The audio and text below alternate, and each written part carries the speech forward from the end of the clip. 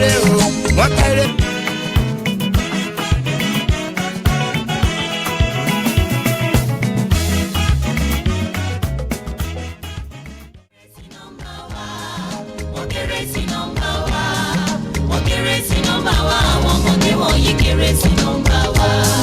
Ani wọ́n kéré o, wọ́n kéré o, wọ́n kéré sí nọ́mbà wa. Wọ́n kéré sí nọ́mbà wa, àwọn ọmọdé wọ̀nyí kéré sí nọ́mbà wa. Wọ́n kéré sí nọ́mbà wa. Wọ́n kéré sí nọ́mbà wa. Not because I suffer fast, not because I pray and fast. No be your show, no be jazz. I'm watching. Hey, Osinachi, I'm no kwa, Osinachi. One man, Osinachi, I'm watching.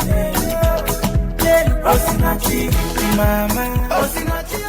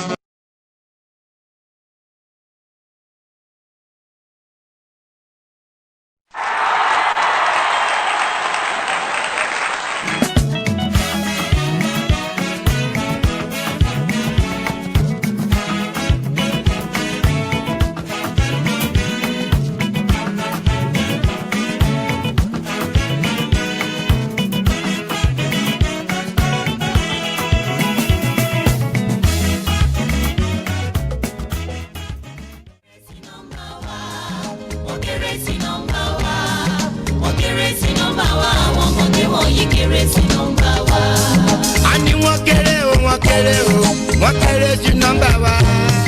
Wọ́n kéré sí nọ́mbà wa, àwọn ọmọdé wọ̀nyí kéré sí nọ́mbà wa. Wọ́n kéré sí nọ́mbà wa. Wọ́n kéré sí nọ́mbà wa. Not because I suffer fast, not because I pray and fast. No be your show, no be jazz.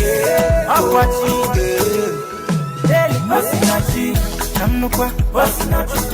One man, Osinachi, I'm watching. Hey, Osinachi, mama, Osinachi.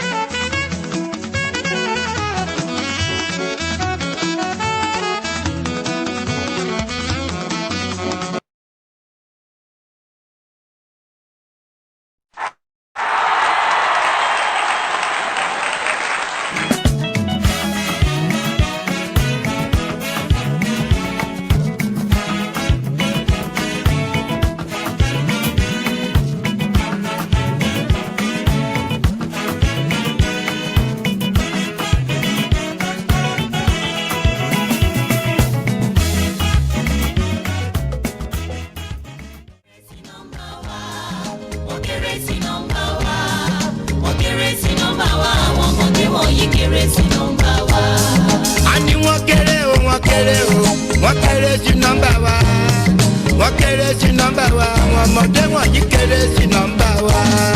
wọ́n kéré sí nọ́mbà wa. wọ́n kéré sí nọ́mbà wa.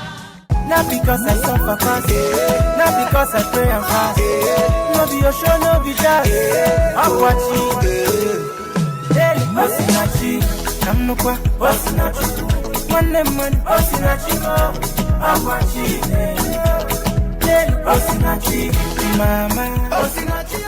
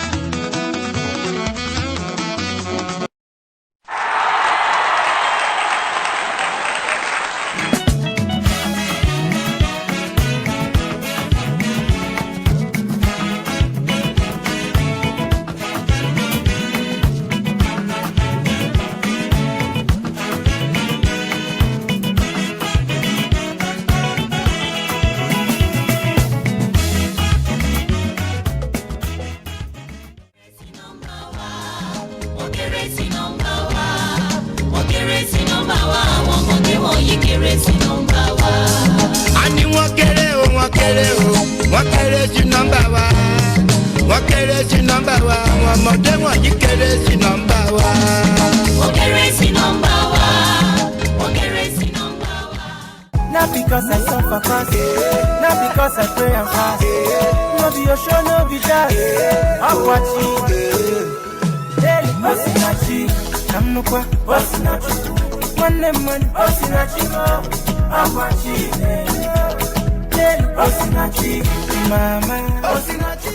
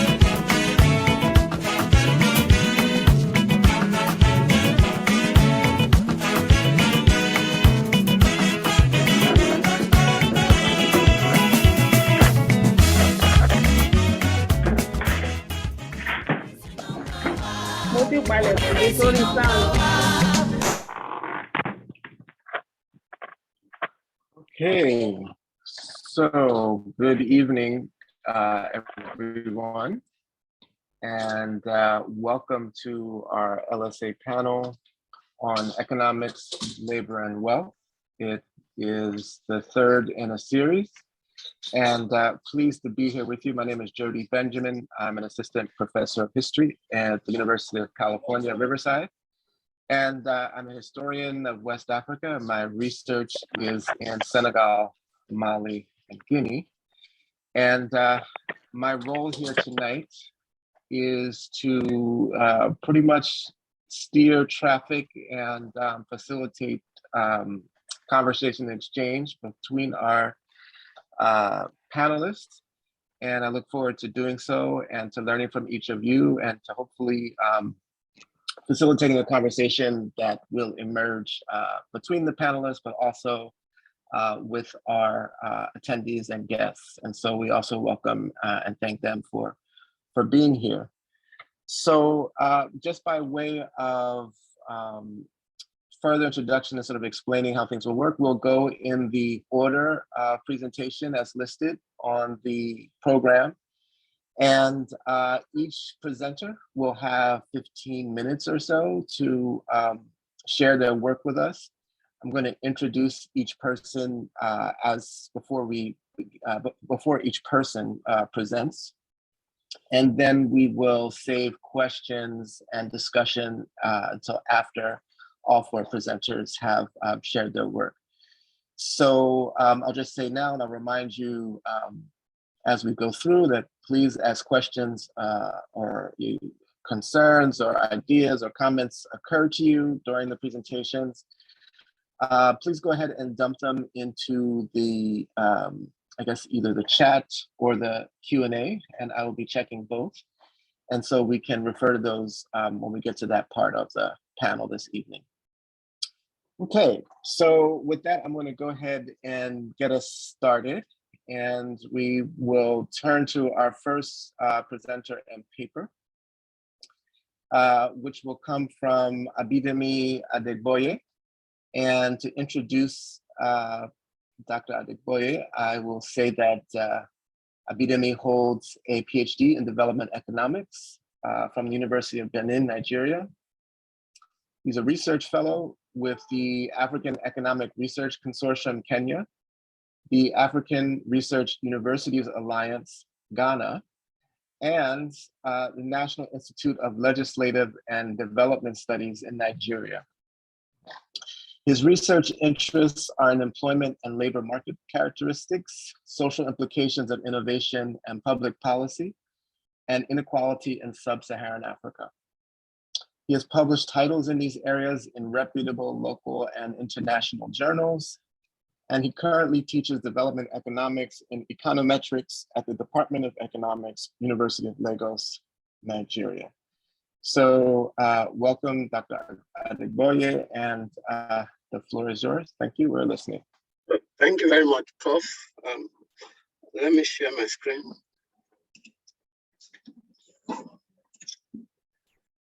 Okay, can you see my screen now? Yes, we can see. Okay, thank you, Prof. My presentation today is on why do the youths enter into self-employment using data from the School to Work Transition Survey of the International Labour Organization. By way of introduction, find out that there are a lot of segmentation in labor markets in Africa. As a matter of fact, the whole economy much of the characterized duality in all forms of the market, especially the labor market. And within this labor market, the major point of segregation is segmentation along the demographic. It has formed a system where the youth, the market is skewed against the youth, and it has become very difficult for the young people who participate in this market to participate fully, really getting good employment status. That is why most of the youth have entered just self-employment. And, if you look at the literature from developed and advanced economies, you will notice that the choice of transiting into self-employment is usually a choice for them amongst other categories of participating in the labor market. But for most African, sub-Saharan African countries, it's actually not a choice. They are forced into self. What we are looking at is what are those things that actually force them into the self-employment. And the data presented here indicates a larger proportion of the youth compared to the whole labor market in self-employment. And there are reasons why the market is skewed against the youth. Some of the reasons include population, also demographic factors.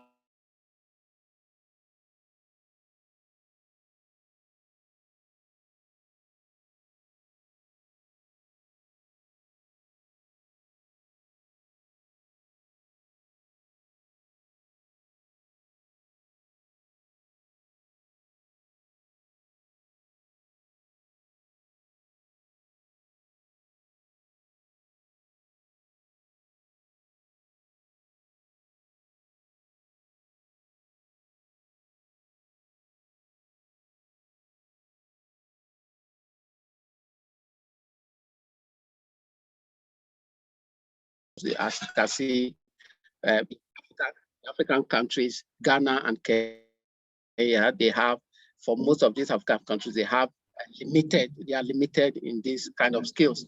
On the right-hand side, you find out that even those that have some of these skills, they do not put them to work in because they are mostly not employed in formal sectors where they are needed. Also, you have computer skills are not being used because of the kind of employment. Then if you look at the diagram on the right, you find out that if you look at SSA, Sub-Saharan Africa, in terms of enrollment in vocational training, Sub-Saharan Africa has not done well. So there is a shortage of skills among these youth, and this is one of the reasons why the labor market generally is skewed against the youth. Now, from theory, there are some, the self-employment is considered as one of the basic drivers of economic growth and well-being.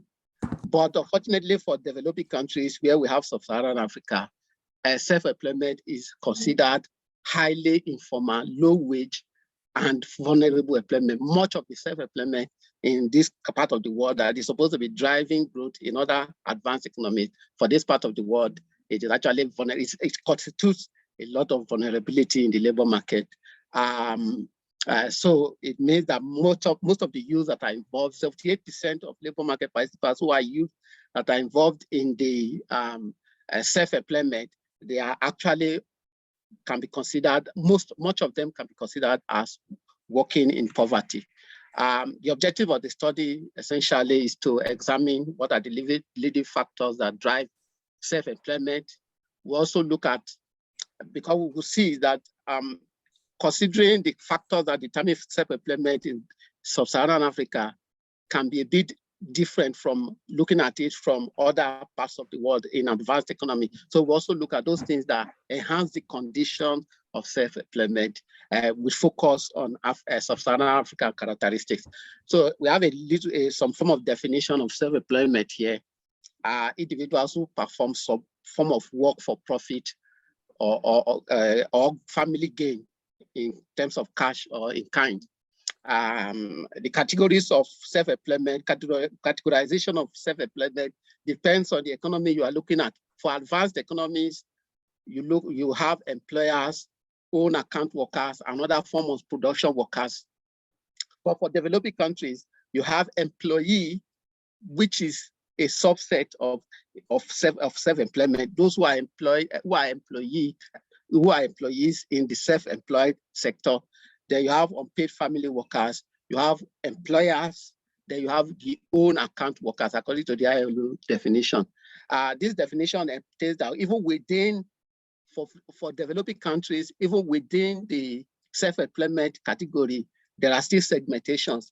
The ones that are non-vulnerable, who are the employers, and the ones that are vulnerable, who are the other parties, especially the own account workers. Now, what are the theoretical determinants according to literature of self-employment? Both the theoretical determinants align more with the advanced economies. You have what we study here, like your educational attainment, general intelligence, the level of your experience in the labor market, individual family backgrounds, and so forth. Now, the challenge we have with this this categorization of the determinants is that it mainly looks at adult labor force participants without considering the uniqueness of the youth. Then the second issue is that it is, like I mentioned before, it aligns mainly with advanced economies, because the sub-Saharan Africa country, like I said, has a lot of dualities. For instance, you have the issue of rural-urban issues that determine critically the issue of self-employment. So, but we don't have much of this in advanced economy. So many of the listed factors in literature may not really apply fully for the African sector. Another issue is that advanced economies, they consider self-employment mostly as employers. Those are the productive and non-vulnerable employment, much of this employment in advanced economies. But for sub-Saharan African countries, self-employment, a large proportion from the diagram you have there, a large proportion, only about 3% of those in self-employment are made up of employers. The rest are contributing family workers who are vulnerable and own account workers also who are vulnerable. So you see that there are discrepancies. If you compare it with the OECD countries, you find out that only Colombia has over 33% of their labor force in self-employment. Compared to what we have here, we have over 68%, and within that, only 3% of it is non-vulnerable. Then for sub-Saharan African countries, what are the determinants according to literature? You have what are some of the determinants? Because of the unique characteristics, there are two kinds of determinants we look at. Determinants of initial entry into self-employment. What are those things that force this youth into self-employment? Then determinants of success in self-employment. We have to categorize this in, it is needed in sub-Saharan Africa because of policy issue. Now, if we are to use self-employment category of the labor market to drive growth, because that seems to be the easiest means of employment, what are the policy issues that can help us to really ensure that these people succeed in self-employment? So that is why those characteristics, determination of either of the self-employment categories are important. Now, the methodology we used is we used quantitative and discrete method. Then we use principal component analysis to identify the leading factors that for each of the cases that we mentioned, using data from SWT that we mentioned before for 7 African countries. Now, we did the PCA analysis, and these are the leading factors that determine initial entry into the factors that drive people into self-employment. We have the gender issue, the female. We find out that being a female has a positive impact on a youth entering into self-employment. Parent status, that is, if the parents are employed or educated, it has a negative impact. Level of education has a negative impact. Level of skills, that means the more skilled really don't seem to be going into self-employment, but into formal employment or paying jobs. Urban residence has no effect. Level of unemployment in the country, it has a positive effect. A lot of people feel that what drives them into self-employment is the little prospects for jobs in the economy. Downturn in the economy has a positive effect. Then experience has a negative effect. This is important because it shows that And to get experience, you have to grow older in the labor market. It is those who are older in the labor market that may likely not participate more in the self-employment when compared with the youth who do not have the experience. Then those who are participating in the private sector, those who are specialized in the private sector, maybe what they studied in school, in the service sector, I mean, also tend to enter into self-employment more. Then what are those factors that may explain, that determine the success of self-employment? I have here, you can see that the factors really do not overlap. I think only about 2 or 3 of the factors that explain initial entry explain these other ones. We have economic downturn has a negative impact. Availability of internet infrastructure has a positive impact on success of self-employment. Inflation and exchange rate, macroeconomic stability, it has a negative impact.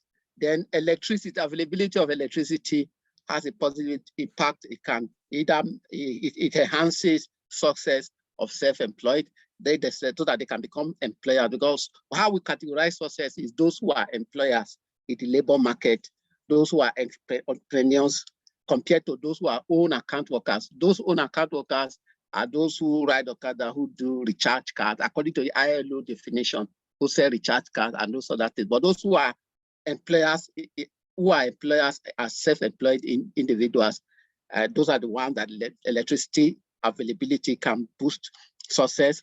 Access to finance can also, a lot of people have shown that because of the difficulty in accessing finance, they can't go ahead and become entrepreneurs. Then education has no effect. Skill, fortunately, have no effect. Now, what we find from this study is that factors that drive youth into self-employment are mostly individual factors that, and some other factors that they cannot control, macroeconomic factors that they cannot control. But the factors that determine, the other ones are factors that are social, individual, and the rest. But the factors that determine their success are mostly macroeconomic and public sectors to policy interventions. For instance, provision of infrastructure, provision of finance, macroeconomic stability, political stability are critical to succeed, not just going into self-employment, are critical for them to succeed. Then supply, that means that supply side measures like skill, enhancing of skills that government and public sector always focuses on are not enough to help those in self-employment to succeed. Rather, we need building of better infrastructure, internet, broadband, and the rest of them for them to succeed. What are these our recommendations? We recommend that in order to help to reduce youth going into self-employment, which we have said anyway that it is mostly vulnerable. We should improve education and training to meet the supply, to meet the demand of the producers. Then we should promote active labor market programs that will help those who are unemployed. Then what are some of the suggestions to improve the conditions of those who are already self-employed in order to make them succeed? We need stabilization of the macroeconomy, especially if you look at Nigeria now. There's the issue of exchange rate. The scarcity of exchange rate has affected a lot of SMEs who are self-employed, who are employers. Then we also have adopted advantages of the digital economy. We should build more infrastructure that will be targeted at aiding self-employment. Then we should also enhance the ease of accessing financial resources by young people. This has been a very critical issue where young people, young graduates, do not have access to formal financial resources among African countries. So that is my presentation. Thank you very much. Thank you so much, Dr. Adeboye. You're just right on time, just under time. So we appreciate very much you keeping to time. Very interesting talk in terms of thinking about categories. And so we'll come back to that, some of those questions at the end. Okay, so thank you. So we will now turn to our next presenter, who is Damilola Aduola. And hello. Yeah, good evening. Good evening, Good everyone. evening. I'm happy Yes. to be here. Yes. So do you have a presentation that you, screen Yes. share that you'd like to do? Yes. So, okay, if you could go ahead and do that, and I will introduce you, and then we can Okay. get started. Okay. Great. So can you see my screen now? Yes, we can. All right. Okay, great. Thank you. So let me go ahead and introduce you. So Damilola Victoria Oduola is a budding researcher who holds a Bachelor of Arts and a Master of Arts degree in philosophy from the University of Ibadan in Nigeria. Her areas of research include socio-political philosophy, development ethics, and migration studies. She occasionally publishes some of her articles with the Nigerian Tribune, a leading paper here in Nigeria. Great, so welcome, and the floor is yours. Thank you. Yeah, thank you very much, Dr. Benjamin. And I want to welcome everybody to this wonderful section. So my name is Damilola Oduola, as I said, and I'll be presenting on the individual community relationship and the quest for sustainable development in Africa. So to go to my introduction, I stated it here that the aim of this presentation is to contribute to the ongoing discussion about development in Africa. Like, it's no news that Africa, especially Sub-Saharan Africa, is in dire need of sustainable development. The WHO, the World Health Organization, reveals that although Africa has about 24% of the, 24% of the world burden, like world disease burden, and then it has about 3% of health workers ratio. And then Africa also witnesses one of the highest poverty rates in the world. 1 in 3 Africans live below $1 a day. And then there's also the high maternal and infant mortality rate. So how do we overcome these challenges? How do we achieve sustainable development in Africa? So I examined these questions by conceiving development as a concept that is concerned about the pursuit of human well-being. And then I defend a harmonious individual community relationship that is advocated by Thaddeus Smith as a valuable means of achieving development in Africa. So, yeah, can I just interrupt for one quick second? If you could hit slideshow at the top of your screen, we could see your slides a lot better. If I can do what? You hit slideshow so that you can see the entire slide. So if you go at the top of your screen there on PowerPoint, okay, you see where it says slideshow. Yeah, yes. Thank you. So is it better now? You hit play from the beginning. You see that on the left? From the beginning at top. Okay, yeah. Okay. There you go. Thank you. And then you can now advance. Okay, all right. Is it better now? Yes. All right. That's good. Thank you very much for that. So I want to explain what sustainable development is. Summer and Tribe define development as a continuous change in a variety of aspects of human society. So any form of change, development means a continuous change, something that is changing. So every society is developing, whether negatively or positively. And we have different aspects of the human society. We have the economy, we have the social, the society, we have the environment. So when we experience change in these aspects of the human society, then we are talking about development. But sustainable development now brings into the idea of development the value of the environment.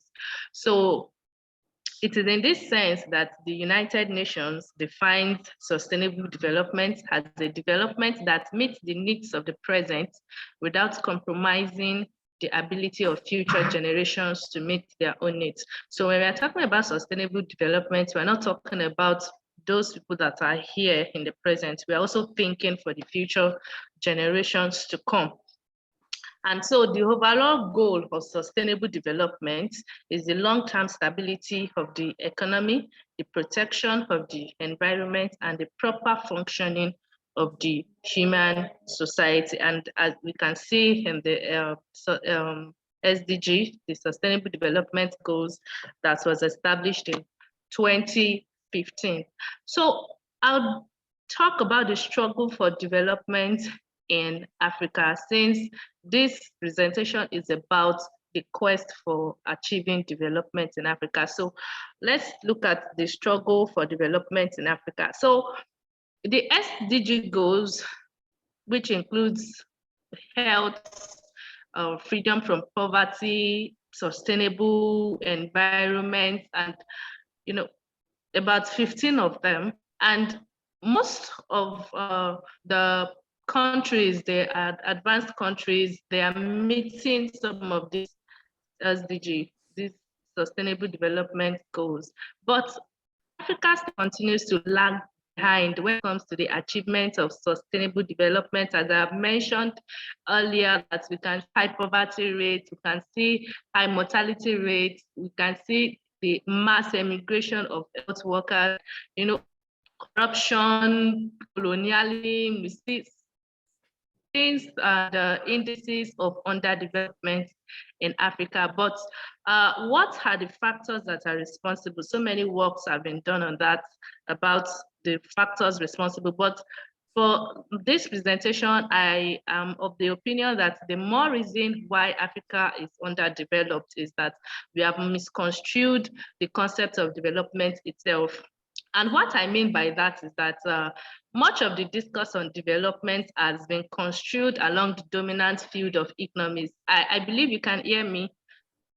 Yes.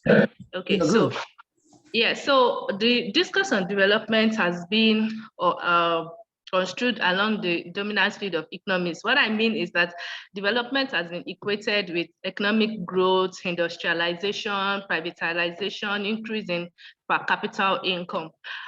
And the reason is because after colonialism, many African countries, they were eager to adopt the Western model of development.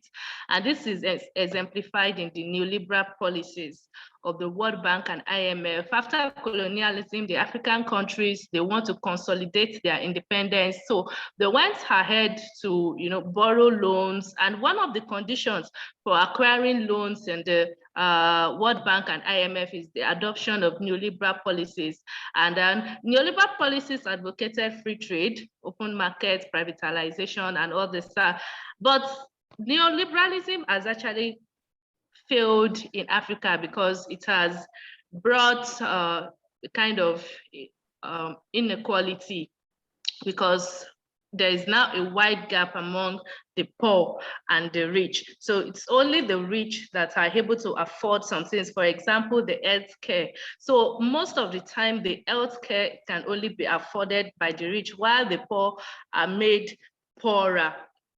So the failure of neoliberalism and the structural adjustments policies in Africa suggest that Africa is in need of a development model that is not only hinged on economic growth or industrialization, but it's about the transformation of the society and the pursuit of human well-being. What I mean by this is that development is not only about economic growth, it's about the human person. So the concept of development along the lines of economic growth has been largely unsuccessful, because people are worse off when development is not human-centered. What I mean by this is that the human person is the subject and the object of development. It's the human person that is in charge of bringing a change in the society. And it is also human beings that are recipients of that change.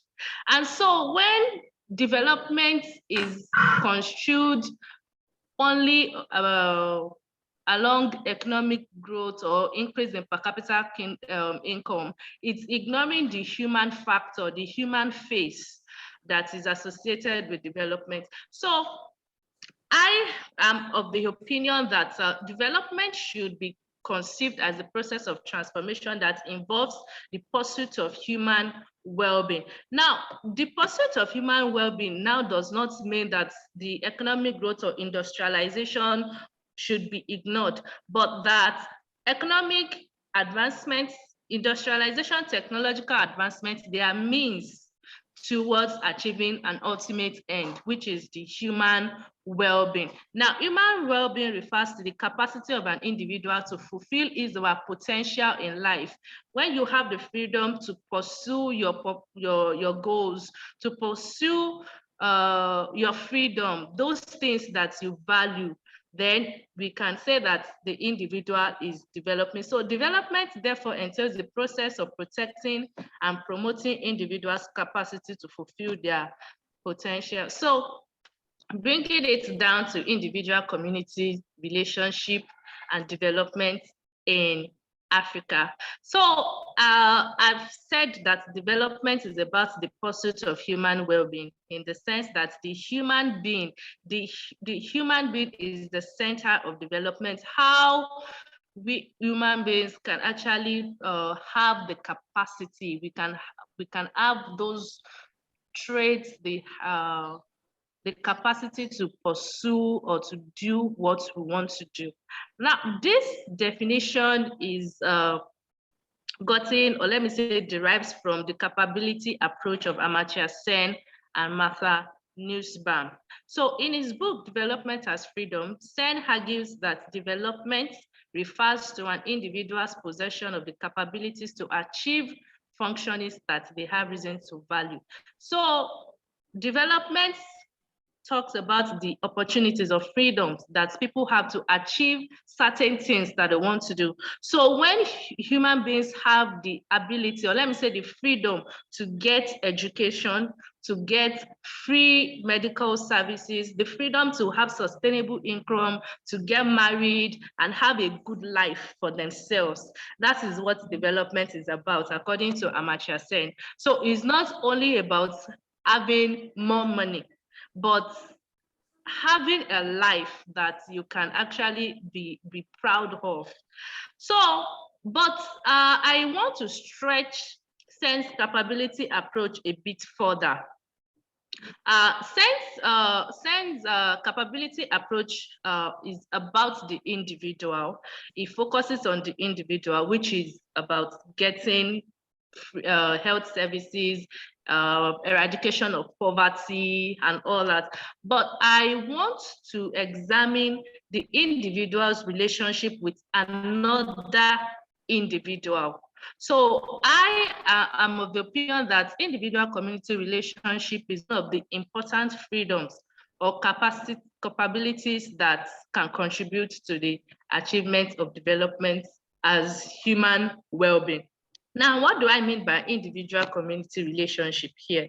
It refers to a kind of harmonious relationship that should exist between individuals in the community. So achieving development is not only about the individual, it is about the relationship between two or more individuals in the community, because development is not only about one person. It's about people coming together. So it's no news that human beings are relational beings who can only flourish in social communities. As Aristotle says that human beings are social animals and that we cannot but live in a human society. So this simply means that human beings, they are by nature designed to seek a social life by which to attain their personal fulfillment and expression. So an individual cannot eradicate poverty on his or her own. An individual cannot provide education or even get access to education by his or herself. He has to get that in relation with another person or with others. So human beings are by nature designed to live in a society, and it shows that interaction and relationship with others are necessary for individuals' flourishing. I gave an instance there that an individual cannot access health services in isolation. He or she has to go to the hospital and interact with other members of the community. Also, the government cannot provide free education on their own. It has to be in relation with other people. So that shows that the individual community relationship is actually like a precursor, or let me say something that is necessary. It's a necessary requirement, yes, for the achievement of development. Now, let me quickly add that community and society are used interchangeably here, and that community refers to an association of people who are in contact, then they are concerned about one another, they are committed to common purposes, they share responsibility for joint actions, and value membership as an end worth pursuing. So individual community relationship here refers to the interaction between an individual and others who live in contact with each other, and they also share common purposes.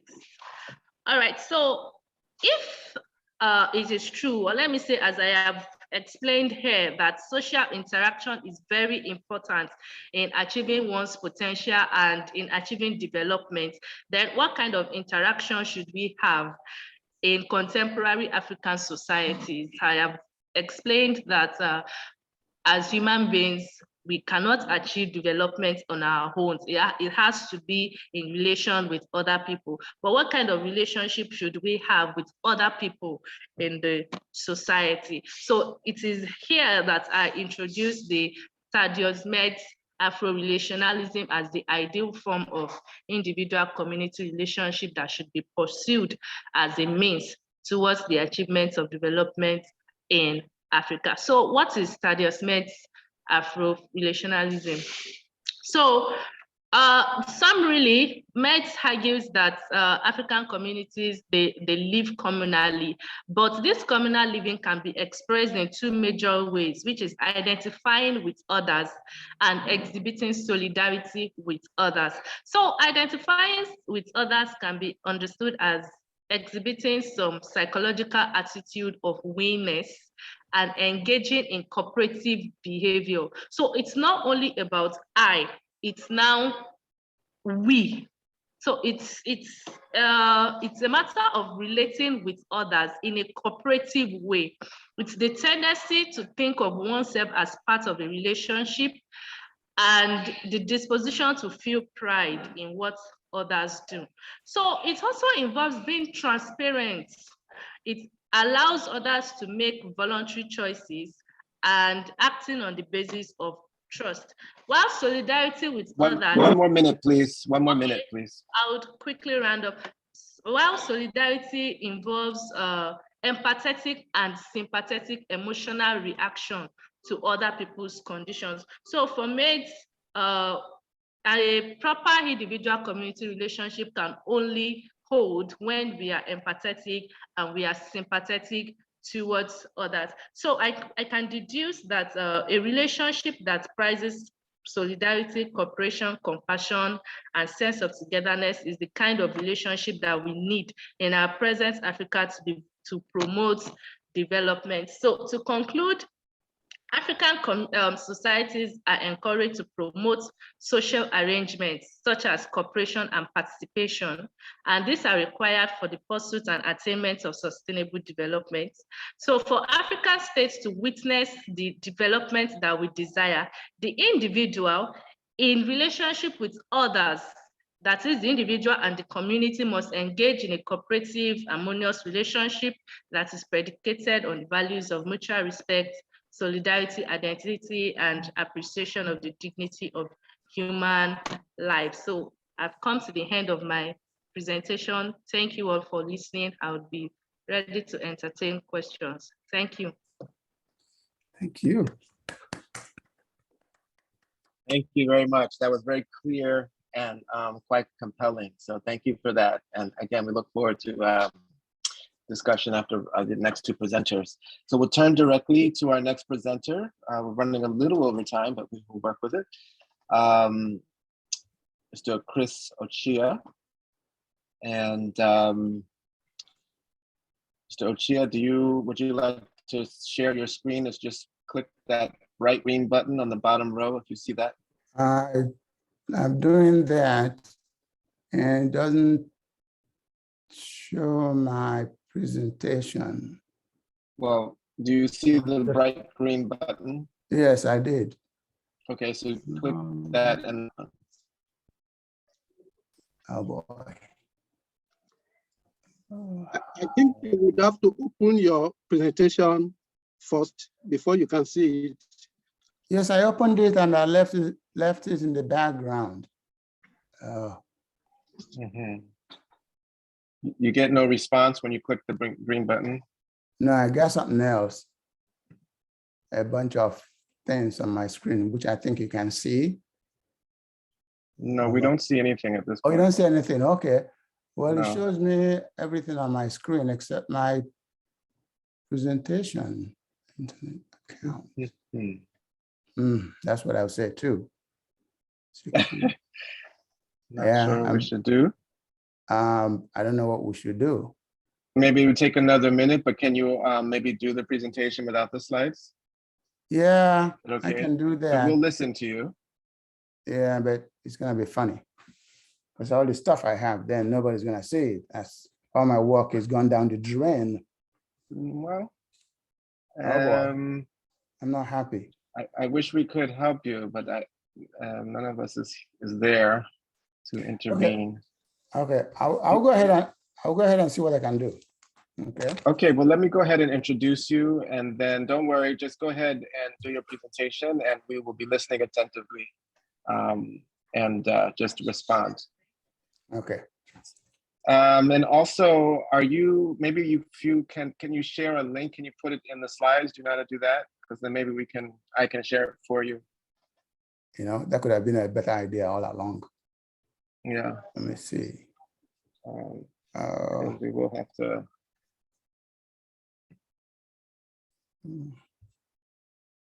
If I send it to you. You can even email it, whatever you know how to do. I'll put my email in the chat, and then you just go ahead and start, and then we will open it up if it comes to me in time. So let us go ahead. Let me introduce you, and then we'll start, and then we'll do the best we can here. Okay, so I'm going to go ahead and start. Mr. Chris Ochia is an independent researcher. Early this year, Mr. Ochia published the book Marketplace, Trade, and West African Development, A Paradox, with Palgrave Macmillan. The book analyzes the neglect of the African marketplace institution in planning and managing urban transport systems, despite the impact of market stall traders on the urban economy and the urban mobility space. Mr. Ochia has taught at Portland State University, Washington State University, and George Mason University in Washington, D.C.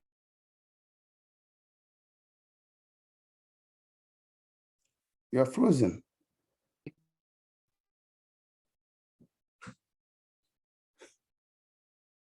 Jody, you're frozen.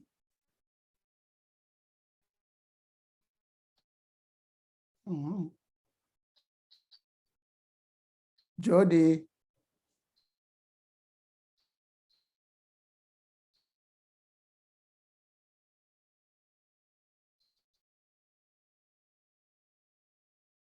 Jody.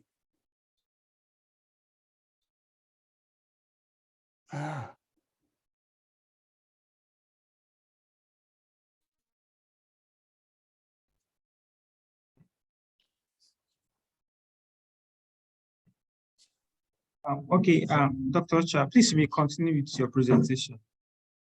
Okay. So the previous speakers have talked about inequality, the global differences between the North and the South, and employment.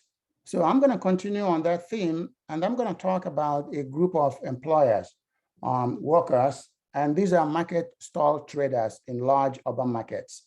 So the focus is going to be on urban large markets. These are individuals who are self-employed, but who are doing things that are not recognized. So in Africa and Nigeria, you will tend to find when you go to the urban area or a geographical area, one or two dominant large urban markets. However, planners, government, researchers, international development agencies have not paid any attention to these indigenous economic institutions. And that creates a paradox. So I'm not able to show my slide, but we'll find it later. What you find is that there's formal and informal economy. But in Africa, the informal economy dominates the formal economy. And large urban markets dominate the informal economy. And these large urban markets function as a city within a city. Therefore, if we consider them a city within a city, therefore they need infrastructure to let the market traders go ahead and minimize their impact on the urban transport system. And one way we can do that is to create a department of marketplaces and traders to raise their visibility and reduce, and help them in their ability to reduce unemployment and income inequality in urban areas. My slide could have showed you a statement that from the West, they look at informal sector as those who are unemployed and they are like petty traders on the sidewalk or drivers of vehicles, vans. But what they forgot to recognize is these people who drive buses, the owner of the bus is a big business person, but they see the driver as an informal sector employee and everybody is poor. So the informal sector, you have people in manufacturing, in commerce, in finance and transportation. The researchers tend to focus on those who are in manufacturing and look at manufacturing as the engine of economic development. And this circles back to Industrial Revolution. Now, you do know that if somebody is an African, it reduces their chance of being in the manufacturing sector by 95%. This is according to the World Bank. So what you find is that hawkers, peddlers, sidewalk sellers, they are ubiquitous. You see them everywhere. And I've characterized them as pavement capitalists. And these pavement capitalists are the ones that researchers and everybody else tend to focus on. You see, if you're driving into town, you're going to Lagos. Before you get to town, you're going to see homesteaders, people outside of town who have makeshift homes. You cannot conclude, therefore, that everybody who lives in Lagos is poor. When you go into town, you're going to have people who have mansions. And that's equivalent to this. Good, thank you. Equivalent to. Thank you, we're back. You should tell me where to mute, where to advance to.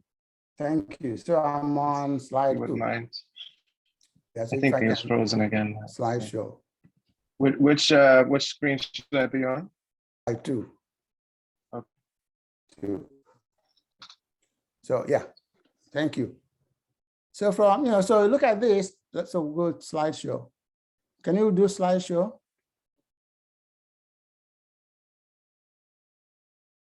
Yes, hold on. Yeah, thank you.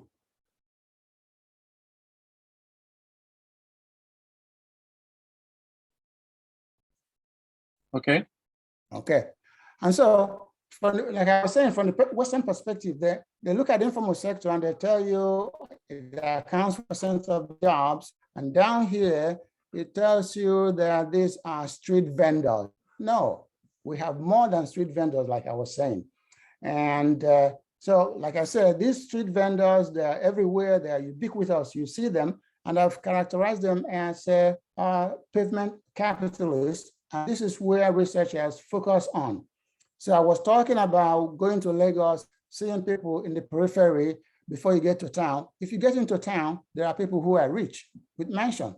So if you go to a large African urban market, these pavement capitalists are zoned out of the market because they cannot afford the rent. Just like these people who live in the outskirts of town are zoned out because they can't have home inside town. Next. Can I go to the next one by myself? Good, okay. So just look at the labor force in commerce. So in Freetown, 65%, Sierra Leone, 31%, Lima, Peru, 27% and 26%. Then if you come to Onitsha, Nigeria, more than half of the people in the country are in the formal sector. And excuse me, in Onitsha, it's more than in the informal sector, but in Nigeria, it's about 28%. Next, now, next. This is even more impressive. This is the annual gross income of those in commerce. And those in commerce include those in wholesale trade, restaurants, and hotels. Look at people in wholesale trade. They make 56 million naira a year. Those in wholesale trade only make 23 million. But this is a country where in 2016, which is this data here, the middle class income in Nigeria in 2016 was between 1.3 to 3 million naira, which means a lot of these large market traders are relatively very rich. Next. So it seems that the informal sector is therefore succeeding. So what's happening? There's what I call demarketization of the this indigenous institution. In other words, they are working so well. So what do? For those of us who took classes in history, Mali, Ghana, Songhai, Oyo and Benin empires, marketplaces were placed near the palace because of their importance.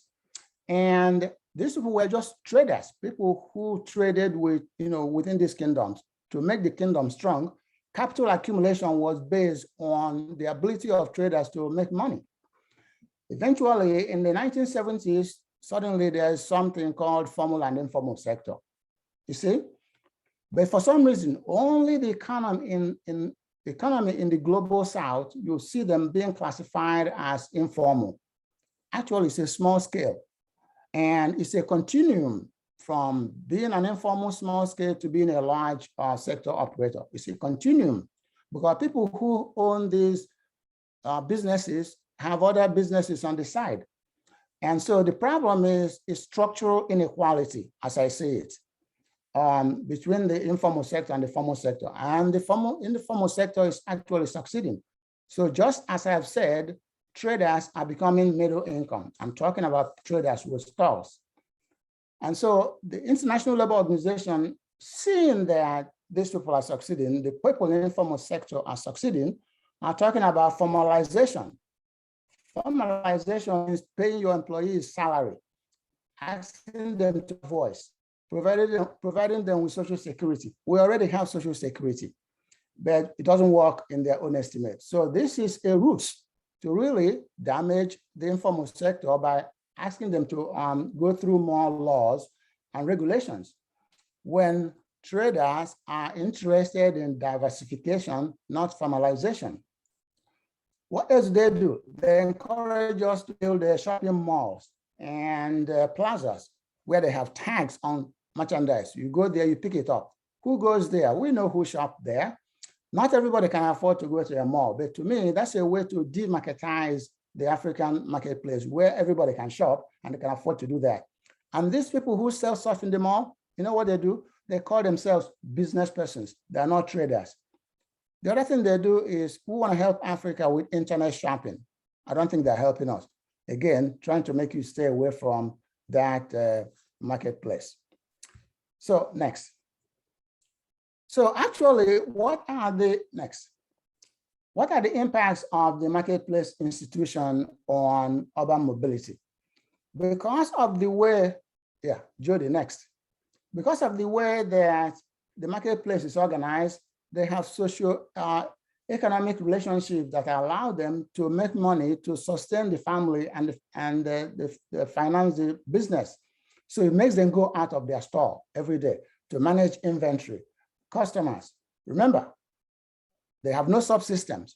A large farm has subsystem where people are interested in managing finance, accounting, everything. But a small business person has no subsystem. And so they go out of their stall every day. And so when you go to a city like Lagos with a few or large urban markets, the traffic to a Westerner is chaotic. They call it traffic chaos. No, the traffic is not chaos. What's happening is it's merely a reflection of Africa's unpatterned or informal economic and social organization in physical motion. In other words, the way we organize our society and our economy, that's what you see in motion. And so if you look at large urban markets, for example, Makala 1 and 2 in Accra, Ghana, and Dantokwa North and South in Cotonou or Onitsha, Nigeria, they generate enough traffic that's equivalent to a city in the US with 7,000 to 11,000 residents. Onitsha, for example, dumps 10.2 and 14.7 mean daily trips during non-peak hour in town. This huge economic institution that dominates the informal sector conducts outside contacts mainly during off-peak time. So what I'm proposing is that researchers in Africa replace the existing urban traffic planning process, UTP, that focuses on home-based trips with off-peak trip based on marketplace activities, and make the marketplace the source of transport planning in the global South, and provide them with internal infrastructure like banks, lifestyle space, clinic that will allow them to stay in the stall and make money, and then reduce their impact on urban traffic and help to reduce income inequality. So next. So how do we deal with this paradox of, despite the fact that large urban markets and traders who stay in the stall impact urban traffic, still governments don't pay attention to them? How do we deal with that? We have to sustain the urban marketplace. Next. So these, no, you went to the end. You went to the end. Yeah, sustaining the urban marketplace, which is slide number 5. Okay, so these market traders, yes, okay, they're successful entrepreneurs. All those ships that come to Nigeria with goods, these are the traders who import those goods, and therefore they buy from local people, national people, and international. So they create job overseas, because Africa, we export our raw materials unprocessed. I don't know why we're doing that. We should process them. We don't even process tea leaves before we export them. If we do that, the formal sector will become stronger. These marketplace traders are also employers. The apprenticeship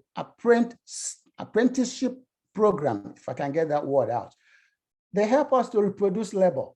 And so these are the people who will become the traders of tomorrow. And the apprenticeship program is completely, the cost is borne by the trader. Government is not involved. And traders are also enablers. Okay, they allow all city residents to get their daily needs and shopping and grocery needs from the marketplace. They do this by cooperative competition, where traders can gather money and buy stuff overseas to reduce their capital, to help them reduce the cost of their good.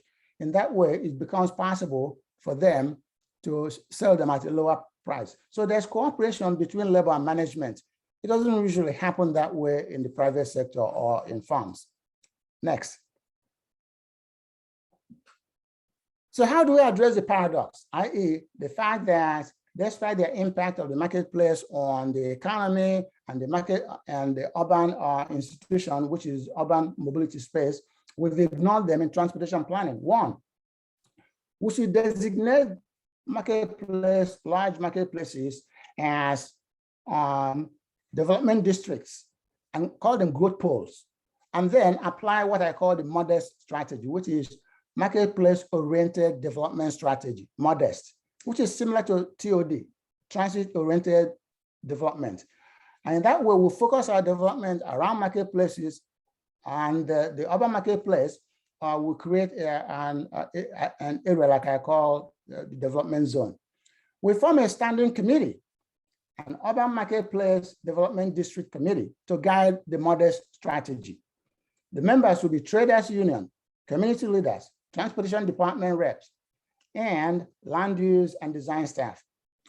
We ensure that the marketplace economic institution is represented in all planning and development documents.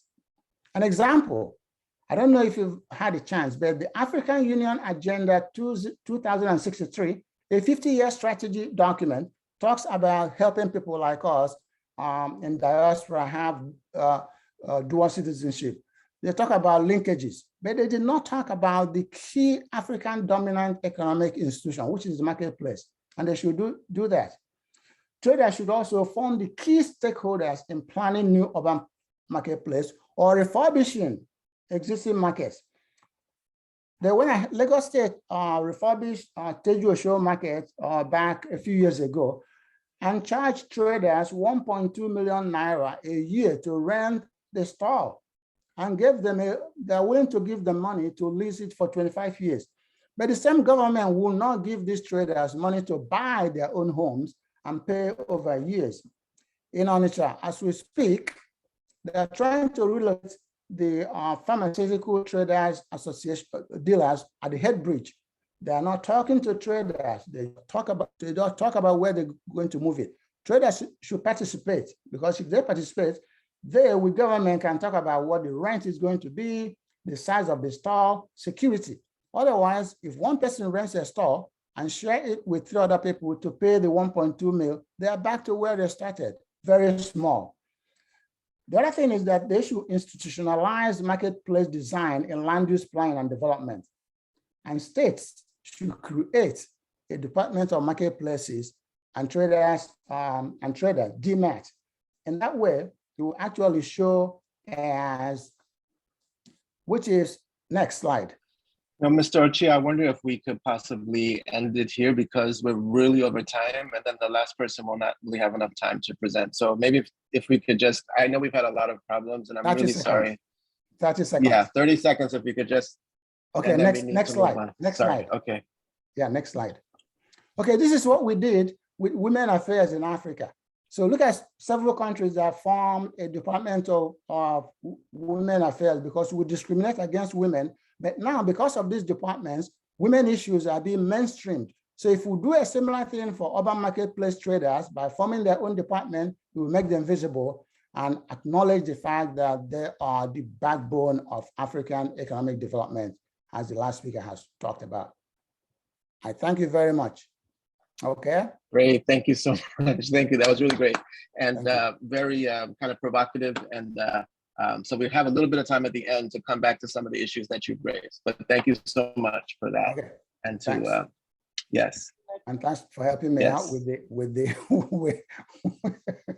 we have to roll with the circumstances, and unfortunately also dealing with connection issues here, but that's okay. So we're all doing great here, and so we will now turn to our last presenter, who is Olubudupe Shorunke, and I will go ahead and introduce you. If you want to go ahead and share your screen. Then you can get right into your talk. If you're able to do that.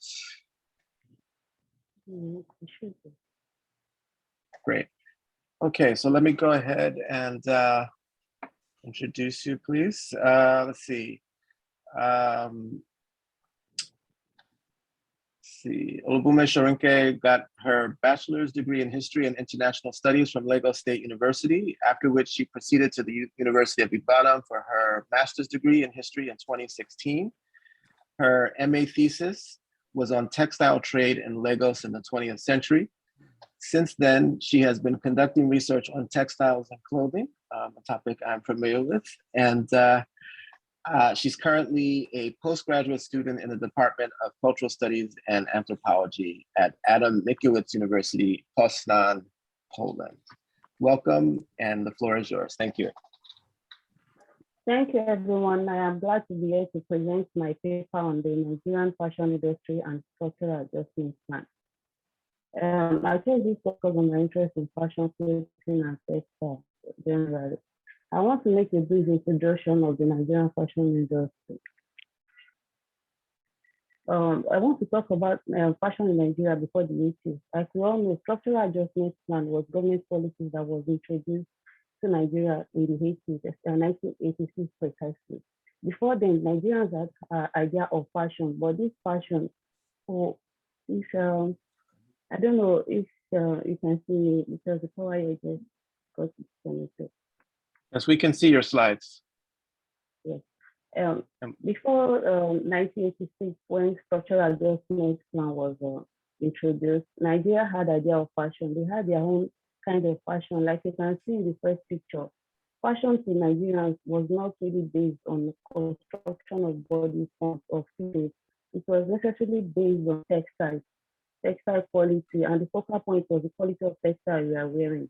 In the year 20th century, the kind of textiles that was in the Nigerian market was mainly ashoke, lace, and British cotton because Nigeria was under colonial rule before 1960.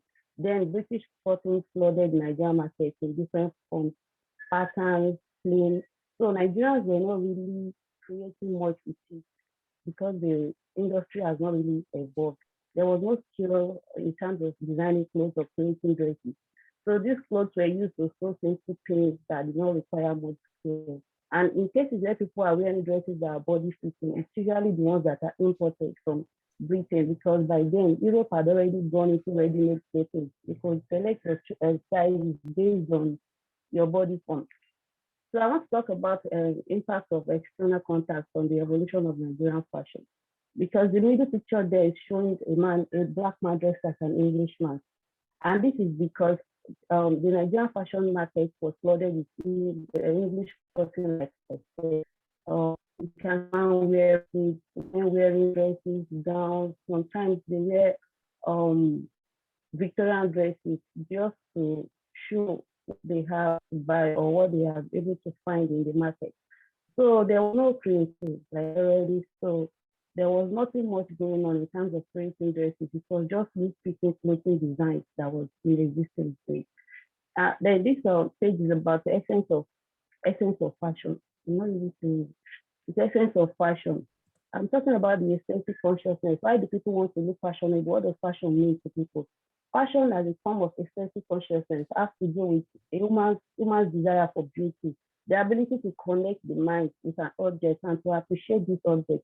Like we all know, everyone wants to look beautiful because the other person appreciates beauty. And if you are appearing beautiful, it will be easier for you to connect with the society. And the second essence of fashion, it has to do with the language of fashion, as propounded by Roland Barthes. Roland Barthes talks about the language of fashion as a form of signifying that which woman wants to signify. Fashion to him is a kind of communication in which people talk through their dressing. Dress is different from dressing. Dress can be a piece of clothing, it can be skirt and the blouse, but combining this dress can give someone an impression of what you represent. And this representation has to do with the person's status, standards, and sometimes it has to do with their financial status. Okay. This next slide.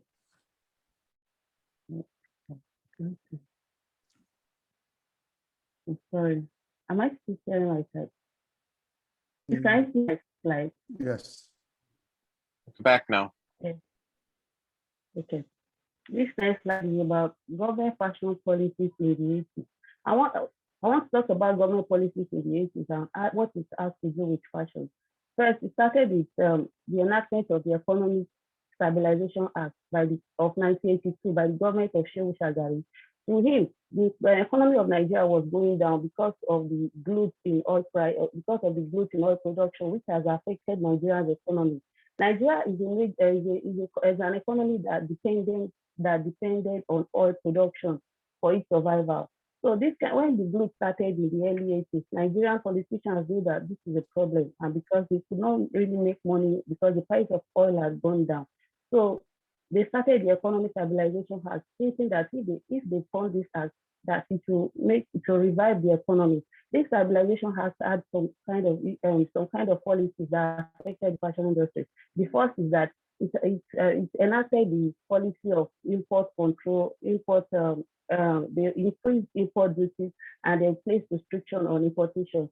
Import is important to Nigerian fashion designers because most of the fashion fabrics that they were using then, even for those that were creating clothes that were not really fitting, like I said, the English cotton and some other linen, damask, other fabrics, those clothes were not being able to be imported because of the restrictions on importation. So because of that, they could not really import, and even the ones that are produced locally, the prices had gone up. So there was no much fabric to work with, despite the fact that they were just about coming up with their ideas. So this restricted import had impact for them. And the major focal point of this paper is the structural adjustment plan and the devaluation of the naira. The devaluation of the naira led to increase in price of imported goods, like I already said, and this continues to have impact on importation, even for those who had been lovers of English clothes and other foreign ready-to-wear clothes. They could not import these clothes, despite the fact that they want to wear these clothes and to be able to look fashionable in them.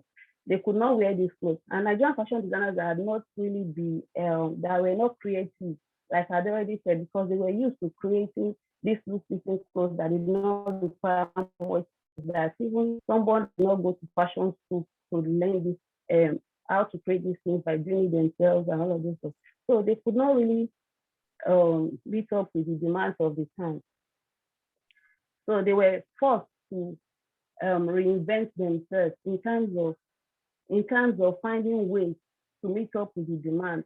Like I'd already said before, people that want to wear form-fitting clothes needed to buy English clothes that had already been shaped to sizes and which you can buy.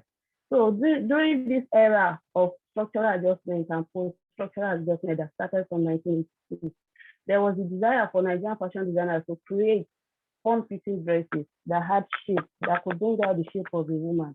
So a lot of designers, they met up with these challenges by creating these dress forms. People were appreciating these dress forms. It looked better on them because there was a way they could combine English, foreign fabrics, or even fabric, and there's a way they could combine locally produced fabrics of Ankara, because as at that time, textile production companies that started springing up after government placed ban on importation of textiles. We had Arewa Textiles and other companies that are producing local fabrics like Ankara, Ashoke. They had already started producing clothes. So Nigerian designers, they adopted the globalization policy. This globalization policy ensured the idea of combining foreign ideas with local ideas. What does this mean? It means that Nigerian fashion designers, especially the ones that have been trained abroad, because as at this 1980s, there are some fashion designers, because of the kind of lucrative business that fashion became due to lack of body-fitting clothes, and because people are already demanding for body-fitting clothes, even if they have to make it locally. So fashion designers went abroad to learn these things and to be able to meet up with local demand. So by the time they came back, they were already creating dresses. Like you can see in the first picture, the three women that are there, they are showing their designs, what they can create. And these designs, they were evolved in the 80s. So fashion designers that are in Nigeria, they created these designs and to show that they're able to meet up with the demand of the time. The next picture is a woman wearing Nika Bogda. That was what they were calling the design then. So they were able to meet up, like I said, by using local fabrics like Ankara to create patterns. By this time, the idea of pattern creation had already been diffused from those that came back from abroad. They brought patterns and they could create patterns and with local fabrics. So this global idea of pattern creation, fashion journalism, we combine this with local fabrics to create a new kind of clothes. And that's what has become that time globalization policy, the globalization strategy. Fashion skill acquisition, like I said, those that went abroad, they were able to bring back ideas that were needed to meet up with the demand. And not only were they're able to bring up, even the ones that are home that cannot go abroad, they found fashion schools that could give them the skill that they needed to build up their own fashion home. So we had a lot of fashion schools spreading up. Some didn't actually get to fashion school to learn it in a formal way. They actually went to tailor shops to learn through the apprenticeship in which you can be part of a tailoring business. You learn by watching. This art is very common then. Then you might not say as much as you say at school, like Yaba College of Tech, where they teach fashion designing as a curriculum and all the formal education experience. So this apprenticeship method, we had so many tailoring, like tie tailoring, and so many tailoring, not to make up in the demand of the. And this is because of government policies that are restricted importation. So this is about fashion, journalism and fashion in the 1980s. Newspaper columns also aided Nigerian fashion designers in bringing out their skills, helping them navigate that way, bringing restrictions to their business then, because even at that time there were some kind of restrictions because of the availability of imported clothes, and so they have to make people know and create awareness that they are ready to meet up with the challenges. So by showcasing their work and by making sure that they appear on newspaper columns, people get to know what they have to offer. Like the first picture, talking about the fashion designer. Throughout that column, a woman called Folansha talked about herself as skills and how she found out among other people. So, and also another that she's talking about fashion designer of the week. In this newspaper, the Tribune, fashion designer of the week is a column that appears every week. So if somebody is interested in knowing who is doing it as a fashion designer or what a particular fashion designer has to offer, one will have to be a subscriber to the newspaper to be able to be abreast of information in the fashion industry.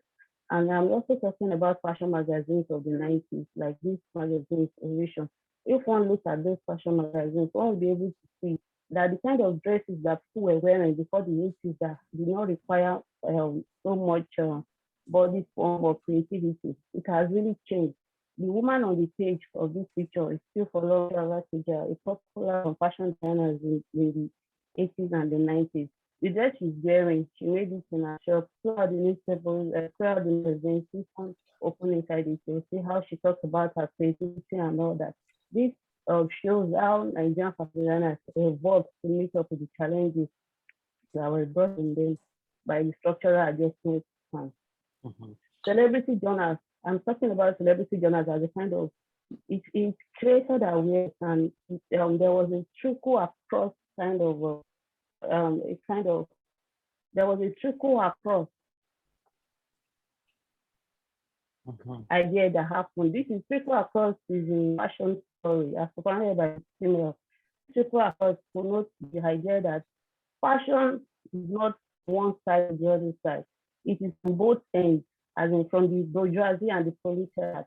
They all have the same idea of fashion. With this magazine, the mass culture, that is the people, as in ordinary people. Yes.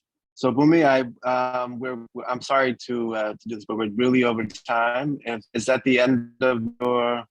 I had a little bit more. Okay. Okay.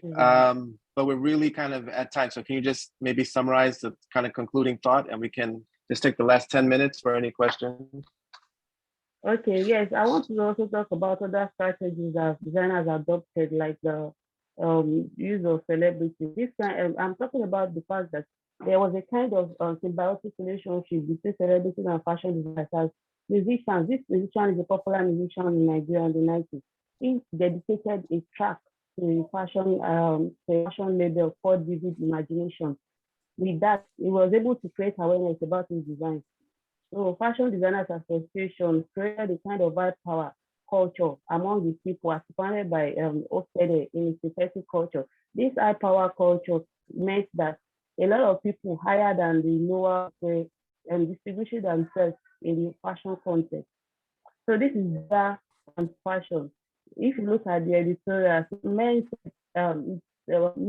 can be fashion conscious because there are a lot of bias that women are the ones that fashion. Men also have evolved and they try to create awareness by letting people know that their fashion is not fake.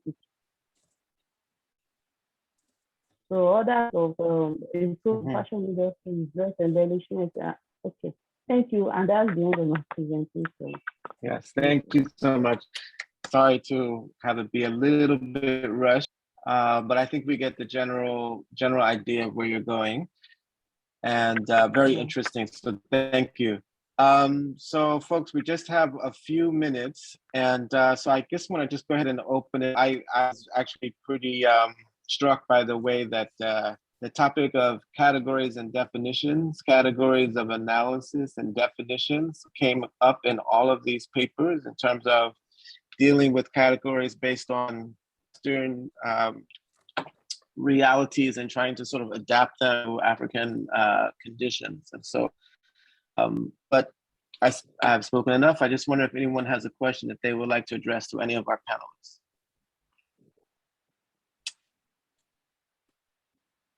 Yes, I have a question with respect to directed to Damilola. In our presentation, when she talked about, she discussed the relevance of individual community relationship as a development indicator or aspect of development that should be pursued. So I'm thinking, can this be learned or can it be enforced? On how can they either learn or enforce? That's my question. Okay, I respond. Yes, please. All right. So yes, I think both. They can both be learned, and the individual community relationship can both be learned, and it can be enforced too. So at the basis of a peaceful or harmonious individual community relationship are values. Values like cooperation, like I said, sympathy, empathy, transparency. So these are values that from childhood, from the family, in schools, primary, secondary schools, you can learn or you can teach people these values. But then they can also be enforced too. As a teacher, presently I'm teaching, I'm a teacher, and I'm also a researcher. But you know, in the school setting, there are some things that you try to inculcate in your students. So there are several, how would I put it? There are different methods. First, you can use the learning methods that, okay, let's do this, let's do that. But at other times, you can enforce, and you know, the enforce has to come with the element of force. Is that not it? Because when you say so you want to enforce something, it has to come with the element of force. So yes, we can actually let people learn these things. And at the same time, even government, law, or even families can enforce these values to promote development. So I answered your question? Yeah, it's okay. Thank you, sir. Yes, I see another question in the chat for you, Damilola. So I'll ask it. But then also, I wonder, since you're talking about sustainable development, I wonder if either Chris or anyone else respond to your notion of sustainable development as you framed it. But the question here is, to achieve this sustainable development, what is the role? What are the respective roles of individual and community and the government? Okay, yes. like I said, development as well-being, as human well-being is the ultimate goal. And we have means of achieving these ultimate goals, which is through we can go through the economic advancement, industrialization, and all that. So yes, the individual has a role in promoting human well-being. And from the first questions, learning the right values as an individual is very, very important when it comes to developing this kind of relationship. You cannot engage in individual community relationship when your values are not right. So when you're not ready to operate in a cooperative relationship with others, you are not transparent, and you say these are the things that that's affecting Africans, that contributes to underdevelopment in Africa, because we don't have the right values. So, and it is individuals that make up the community, you understand? So as individuals, as communities, and as individuals who make up the government, because the government is not just an entity, there are human beings at the helm of affairs. Developing the right values, that's the most important thing. Then how would I would also say that being open to change, like being open-minded enough to accept change, in the sense that our background, the way we have been brought up, all these things contribute to how we develop values. So there are some values that we have that we might think that is the right values that we are holding, but when we are open-minded, when we see that we have are not good enough or something, we are open-minded enough to become better. We are open-minded enough to adopt the right values. So it's not only enough that we learn values, but we are also open to learning more.